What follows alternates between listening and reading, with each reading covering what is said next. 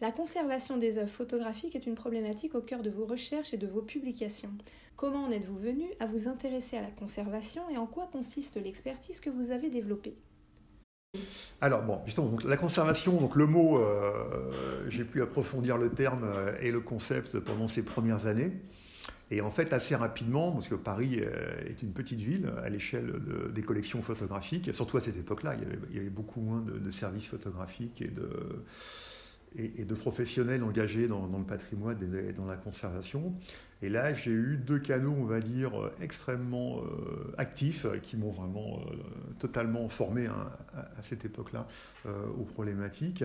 Ça a été d'une part un groupe qui avait été organisé au sein de la documentation française et qui avait mis en place un groupe de réflexion sur la photographie.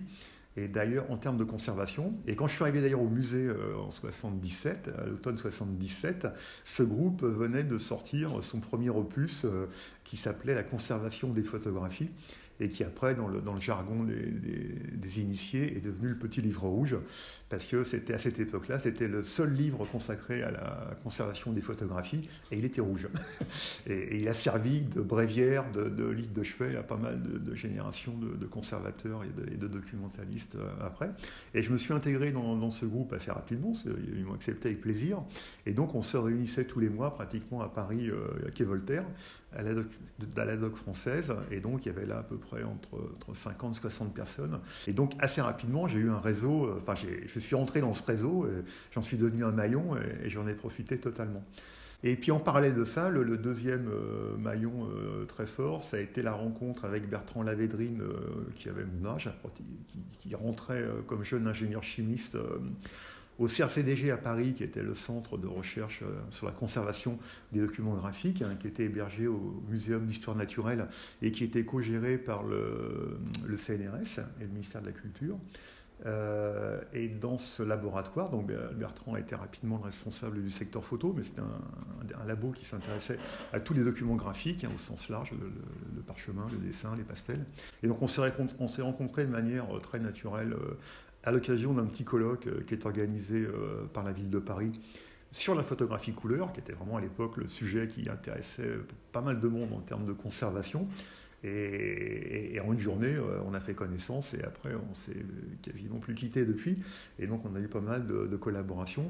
En 1995, vous avez rejoint l'école Louis Lumière en tant qu'enseignant. Pouvez-vous nous parler de l'accompagnement et des collaborations que vous avez avec le laboratoire ?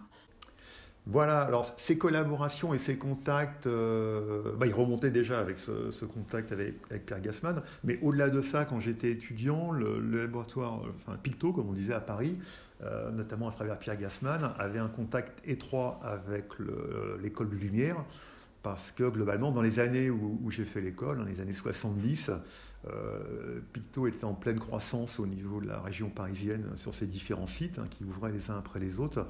Et globalement, Pierre Gassman prenait quasiment un étudiant par promo, de manière quasi systématique. C'était une sortie un peu fléchée, après qui était choisie par les étudiants. C'est un de mes collègues qui a atterri chez Picto et que j'ai revu après régulièrement. Donc j'avais ce camarade de promotion qui était dans le service technique de Picto, que je revoyais fréquemment. J'avais aussi un enseignant, Bernard Leblanc, qui était au contact, donc le professeur historique, on va dire, de sensitométrie à l'école Lumière, qui était en contact avec tous les émulsionneurs, les labos, parce que le gros enjeu à l'époque, c'était vraiment la sortie de ce qu'on appelait les nouveaux procédés couleurs, aussi bien film et papier, qui commençaient à amener une forme de maturité, on va dire, dans la stabilité et dans les performances des photographies en couleur qu'on pouvait produire, ce qui n'était pas tout à fait le cas dans les années 50 et 60, dans les 2 décennies précédentes. Donc Bernard Leblanc, à travers son réseau et en tant qu'étudiant, nous mettait des gens en contact avec ces labos, on les voyait passer à l'école, on allait les visiter, donc c'était un milieu qui n'était pas du tout inconnu pour nous. Alors, vous avez mis en place des mesures de la permanence des procédés, vous avez également aidé au traitement du noir et blanc des procédés comme la piézographie ou le tirage platine.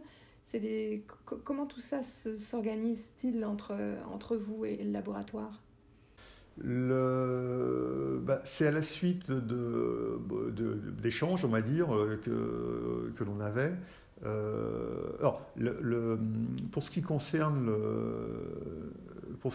le jet d'encre et en particulier la piézographie, là c'est presque Picto qui m'a amené plus d'informations que moi j'en ai amené à Picto, parce que naturellement j'avais pas fait de piézographie quand j'étais chez Albercan, c'était hors sujet. J'ai découvert la piézographie quand j'ai été à Louis Lumière. Et donc on a décidé de monter une petite chaîne piézographie avec une imprimante de l'époque, parce que ça avait un rendu particulier, et puis techniquement ça posait des problèmes intéressants. Et donc moi j'étais un peu à la pêche d'informations et de renseignements par rapport à ce procédé qui en France était vraiment très marginal, vu que c'était un procédé américain, distribué de manière un peu compliquée en France et un peu confidentielle. Donc très peu de gens étaient au courant de ce procédé qui demandait quand même des dispositions un petit peu particulières au niveau technique. Et donc je suis passé chez Picto naturellement pour me mettre au courant et voir un petit peu comment eux appréhendaient ces techniques, sachant que la piézographie c'est aussi une histoire. Maintenant c'est un procédé relativement ancien qui est passé par différents systèmes d'encre, et donc à chaque fois il fallait un peu se remettre à jour et repenser un petit peu sa façon de travailler. Voilà. Et puis après, pour les épreuves jet d'encre, couleur, on va dire, principalement pour l'extérieur. Donc là, ça a été un échange direct avec la direction technique de Picto, parce qu'on discutait assez régulièrement. Et le laboratoire voyait très bien les photographes, certains photographes se diriger vers ces supports d'impression pour l'extérieur qui auparavant étaient totalement fléchés vers des applications industrielles de balisage publicitaire, de sécurité dans les aéroports, dans les gares, dans la rue, dans les paysages. Donc avec des objectifs de conservation extrêmement cadrés et plutôt situés sur le moyen terme, avec des renouvellements qui étaient programmés dans la maintenance de ce type d'affichage. Et puis, ces supports présentaient des avantages techniques intéressants au niveau des matériaux sur lesquels on pouvait imprimer directement, sur le fait qu'on pouvait accrocher dehors. Et c'était une nouvelle génération de photographes qui s'intéressaient à ce qu'on appelait les expositions en extérieur, qui était une nouvelle façon de montrer les images. Et donc, il y avait une nouvelle clientèle, on va dire. Mais alors, il y avait un petit problème de communication au niveau des fabricants. Les chiffres de conservation qui étaient annoncés par ces différents fabricants étaient extrêmement bien encadrés, parce qu'il y avait une démarche contractuelle et le client était appelé à renouveler régulièrement ses affichages par rapport à des problématiques globalement intenses de dégradation à l'extérieur. Mais on sentait bien que ces chiffres étaient globalement sous-évalués, de manière à installer, je pense, une marge de sécurité au niveau du fabricant et du client et pas rentrer dans des contentieux, et que ça paraissait quand même extrêmement résistant par rapport aux conditions qui sont celles d'un accrochage à l'extérieur. Donc avec Michel Vaisseau, qui était la direction technique et qui est donc le dernier directeur technique que j'ai connu chez Picto après tous les précédents que j'avais rencontrés, on a eu pas mal de discussions de café, un peu comme avec Pierre Gassman, autour de repas très agréables. Et puis un jour, on s'est dit, ce serait intéressant d'aller voir un peu comment ça se passe dans la vraie vie et de mesurer un peu les dommages causés à ces épreuves en extérieur.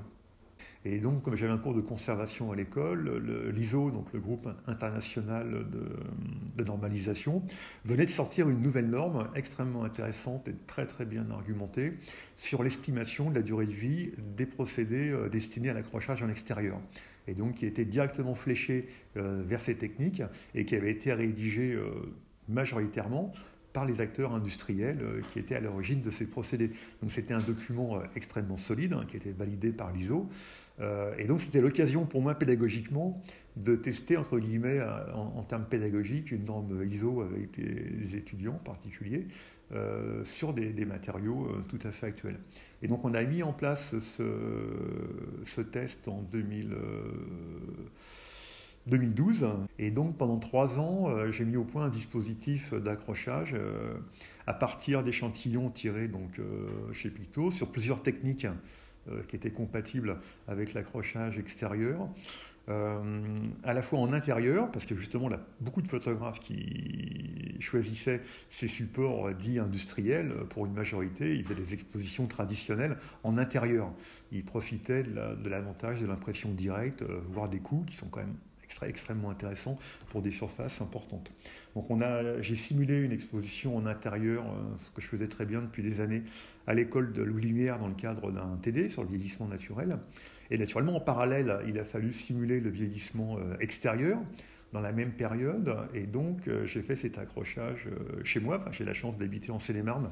J'ai accroché une série de tirages qui étaient à la fois exposés au sud et au nord, qui sont les deux conditions extrêmes, on va dire, de l'accrochage extérieur. Bon, schématiquement, soit on voit le soleil pendant une bonne partie de la journée, soit on ne le voit pas, schématiquement, ou très peu. Et on a choisi de faire un cycle de 3 ans. Et donc, en fait, tous les ans, je mesurais ces échantillons, à la fois en densitémétrie et en colorimétrie. Ça a permis de faire le bilan, de sortir les chiffres. Moi, j'ai pu faire un article là-dessus qui résumait un petit peu tous ces résultats, qui les discutait. Et là, effectivement, on a vu que ces procédés, naturellement, avaient des fragilités parce que toute photographie est fragile. Enfin, il n'y a pas de photographie permanente qui puisse affronter les siècles, on n'a pas encore trouvé. Mais par contre, la résistance était très largement supérieure au système classique qu'on utilisait en intérieur. Et que donc là, au-delà des aspects purement techniques de modalités d'impression et de support, il y avait des caractéristiques de résistance à la lumière et aux intempéries. Et globalement, ça a été très intéressant. Ça a permis déjà de bien comprendre ce document ISO qui était un peu complexe en première lecture. Et puis ça a permis de rassurer un peu les photographes, même si chaque situation, c'est commun à toutes les problématiques de conservation, chaque situation d'accrochage et d'exploitation et de conservation est spécifique, et donc ça pareil que pour les humains. Donc le parcours d'une image va déterminer pour une partie sa stabilité, mais pour une part importante, c'est ses paramètres de fabrication qui vont apporter l'autre élément fondamental. Merci beaucoup Jean-Paul d'avoir répondu à nos questions.